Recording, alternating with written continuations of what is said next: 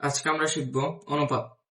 অনুপাত দুই বা ততোধিক সংখ্যাকে তাদের সাপেক্ষে তুলনা করাই অনুপাত। অর্থাৎ আমরা মাঝে মাঝে বলি না যে এই ছেলেটির থেকে ওই ছেলেটি ভালো, অর্থাৎ আমরা তুলনা করি, এটাই হচ্ছে অনুপাত। এটাকেই সংখ্যা দ্বারা লেখাকে অনুপাত বলে। অনুপাত এর প্রকারভেদ।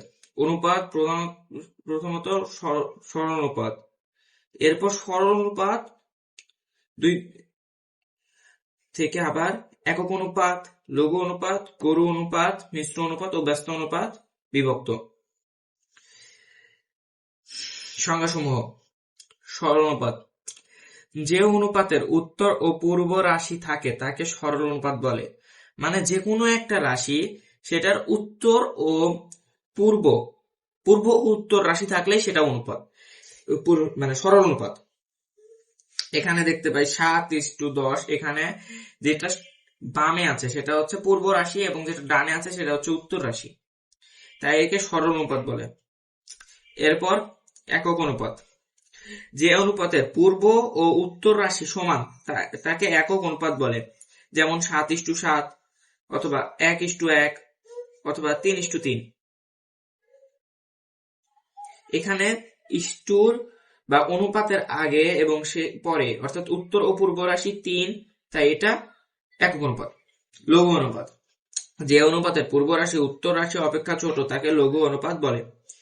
যেমন লঘু অনুপাত বলতে, লঘু মানে আমরা বলেছি ছোট, ছোট বা ক্ষুদ্র। এখানে উত্তর রাশি 8, পূর্ব রাশি 7, 7 অবশ্যই 8 এর চেয়ে ছোট বা ক্ষুদ্র, এজন্য একে লঘু অনুপাত বলে। এবার গরু অনুপাত। যে অনুপাতের পূর্ব রাশি উত্তর রাশির চেয়ে বড় তাকে গরু অনুপাত বলে।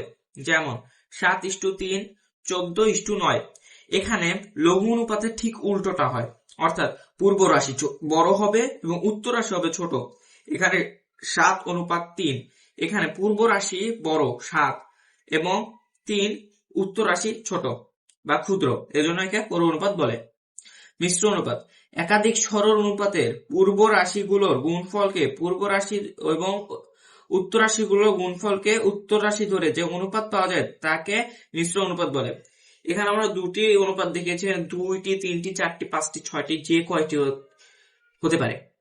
এখানে কি করতে হবে, আমাদের প্রত্যেকটা সরল অনুপাতের থেকে মিশ্র অনুপাত করতে হলে আমাদের প্রত্যেকটা অনুপাতের উত্তর রাশি পূর্ব রাশিগুলোর গুণফল, মানে গুণফলকে উত্তর রাশি করতে হবে, মানে গুণফল এবং উত্তর রাশিগুলোর গুণফলকে উত্তর রাশি, অর্থাৎ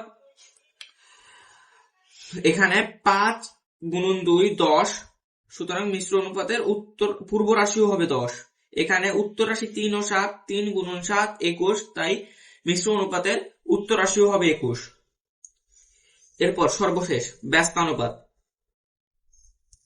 সরল অনুপাতের পূর্ব রাশিকে উত্তর রাশি এবং উত্তর রাশিকে পূর্ব রাশি করে প্রাপ্ত অনুপাতকে পূর্বের অনুপাতের ব্যস্ত অনুপাত বলে। এখানে যে কোনো একটি অনুপাত, সেই অনুপাতটিকে শুধু উত্তর রাশির জায়গায় পূর্ব রাশি এবং পূর্ব রাশির জায়গায় উত্তর রাশি লিখলেই আমরা ব্যস্ত অনুপাত পেয়ে যাই। যেরকম এক্সাম্পল 13:5, এর ব্যস্ত অনুপাত হবে 5:13। এখানে 13 পূর্ব রাশি ছিল এবং উত্তর রাশি ছিল 5, কিন্তু ব্যস্ত অনুপাতে উত্তর রাশি হবে 5, পূর্ব রাশি হবে 5 এবং উত্তর রাশি হবে 13। আজ এই পর্যন্তই, বিদায়।